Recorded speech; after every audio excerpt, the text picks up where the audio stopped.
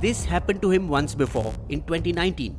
Mr. Anil Ambani, either you pay Ericsson 453 crore rupees or go to jail. That time his super rich brother saved him from that fate. And then it happened again this year. You are personally liable to the 3 Chinese banks for Arcom's use of $700 million. But sir, I have a net worth of 0. Youth icon, industrialist, socialite and fitness enthusiast, the richest to rag story of Anil Ambani could well be a plot for a Bollywood film.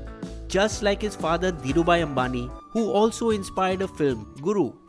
Dhirubhai was legendary for his audacious vision and his ability to successfully implement it. If you don't build your dreams, someone else will hire you to help them build theirs. While Dhirubhai started as a petrol pump attendant in Aden, Yemen, his sons Mukesh and Anil walked straight to the director's cabin.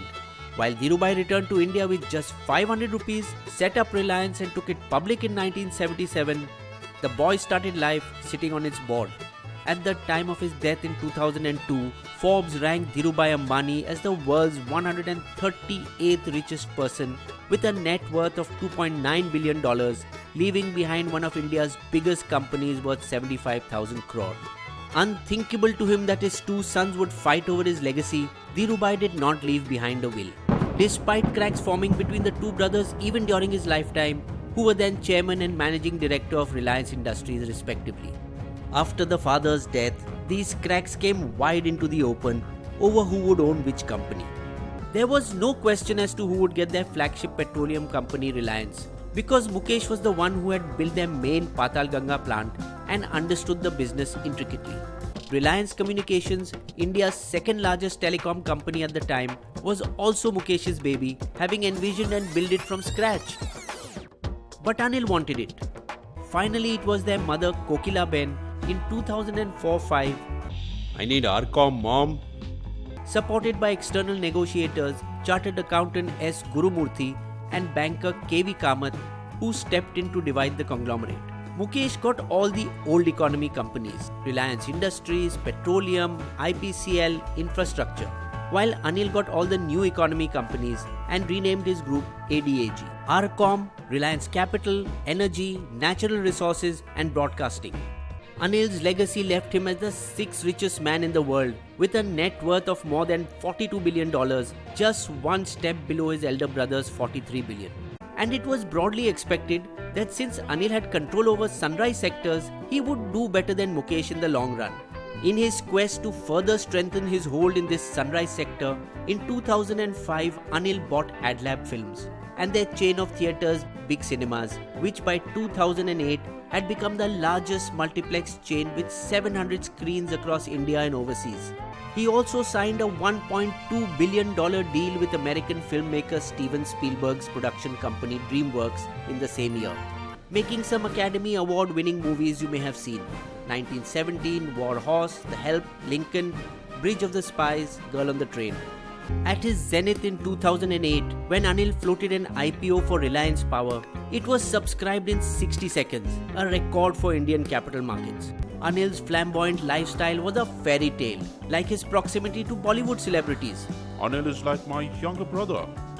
To politicians like Samajwadi Party's Amar Singh, who had enough clout to have him nominated as I, Anil Dhirubhai Ambani, having been elected as a member of the Rajya Sabha, like his bi-weekly helicopter flight from his South Mumbai home to Arcom's office in Navi Mumbai, named Dhirubhai Ambani Knowledge City, or his love for running and fitness, which he apparently took up after an American investor once quizzed him during an international fundraising spree.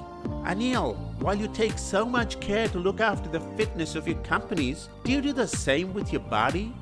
Until then, the only other running Anil had done was when he had famously chased the lovely Bollywood diva Tina Muneem for almost 10 years before finally marrying her in 1991. So popular had he become that journalists would flock to him on just a moment's notice.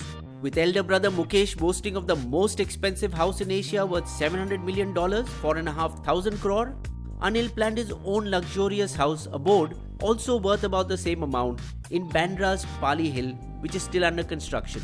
With so much money and attention around, it seemed Anil's star would shine forever. Things, however, did not go as planned. Relations between the once close brothers that were until then civil soured. Instead of renegotiating an old deal, in 2010, Anil took Mukesh to court over the supply price of gas from Reliance Krishna Godavari Basin, when Mukesh refused to supply him gas at the contracted price.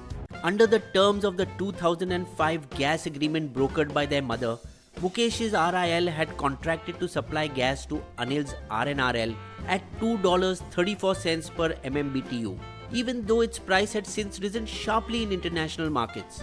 But the Supreme Court, in accordance with the government's gas utilization policy, fixed the price at $4.20 per MMBtu in favor of Mukesh's RIL. His next hit was in telecom. When RCom was set up, they adopted the cheaper CDMA technology, while rivals such as Airtel and Hutch used the more expensive GSM. While CDMA was a superior technology at 2G and 3G levels, the world was moving towards 4G and beyond, which it could not support. Once the 10-year anti-competition clause with his brother lapsed in 2015, Mukesh launched Jio and changed the face of the telecom industry in India. Within 3 years of Jio's launch, RCom's 1.65 lakh crore market capitalization lost over 98% of its value and eventually went into insolvency proceedings in May 2018. Both these were big setbacks for Anil. Now his dominoes began to fall one by one. In an effort to reduce debt, in 2014, Anil sold big cinemas to Carnival for 710 crore. And 2 years later, parts of his TV and FM radio business to Zee for 1,872 crore. During his heydays, Anil, to showcase his engineering capability, took huge loans to build Mumbai's Sea Link and the city's Versova Ghatkopar metro, both projects done below cost. Despite things falling all around him, Anil, without domain knowledge, tried his hand in the defense sector when in 2016 he bought Pipapav Marine and Offshore Engineering.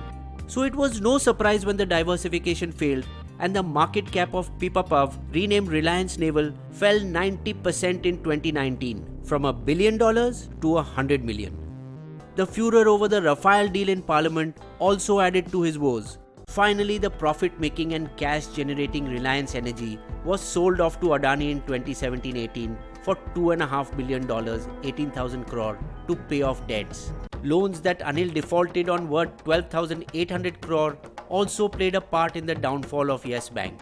As of December 31, 2019, Anil Ambani's telecom, naval, infrastructure and power businesses have defaulted on loans over 43,800 crore, $6 billion. His pile of debts has also affected his other projects, be it the Delhi Metro or power projects in Madhya Pradesh. While Mukesh Ambani's wealth saw ups and downs but remained steady at 43.1 billion last year, Anil's fortune stumbled to 1.7 billion and is reported to be worth less than 1 billion now. These were Anil Ambani's deadly sins. Poor strategy. RCom lost out when 4G came. This was a known drawback in CDMA. Pride, chasing prestige projects with long returns rather than the bottom line, like the Sea Link. Overambition, looking outside of core competence areas like venturing into defense. Mismanagement, taking more loans than the ability to pay in worst case scenarios like RCom, Naval, etc. Mukesh, on the other hand, has not only kept a deep focus on his core business but entered two major sunrise sectors, retail and telecom, through a well-crafted strategy. Anil is not the only one to lose his fortune. Ranbaxy's Shivinder and Malvinder Singh lost their ancestral 2 billion empire. Shashikant and Ravikant Ruya had to let go their bankrupt SR Steel to ArcelorMittal. VG Siddhartha of Coffee Cafe Day ended his life citing debts and pressure from lenders. Naresh Goyal had to step down as chairman of Jet Airways, which eventually wound up operations under a debt of 8,500 crore. TV mogul Subhash Chandra lost his stake in Zee TV due to mounting debt. The once billionaire is currently battling a lawsuit by 3 Chinese banks which are trying to recover $680 million they lent to RCom in 2012, debt backed by Anil's personal guarantee. In a further spate of bad luck, Reliance Capital, the only business which was still doing well, also got hit due to global recession after the coronavirus epidemic.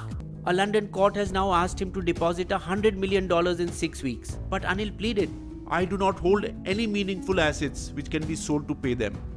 Now that the 6-week deadline is over and Anil is still out of jail, it appears that he had enough personal funds to make the payment. After the Jio Facebook deal, Big Brother Mukesh soars even higher. But with limited resources left, the question is, what next for Anil Ambani? Bisbo's Limerick. This is the story of Anil Ambani. How his life was once full of glory, but his debt overloaded and capital eroded. What chapters are left in this riveting story? Subscribe to Bisbo and click on the bell icon to get notified whenever Bisbo releases a new video. Sources of all our information is listed in the video description section.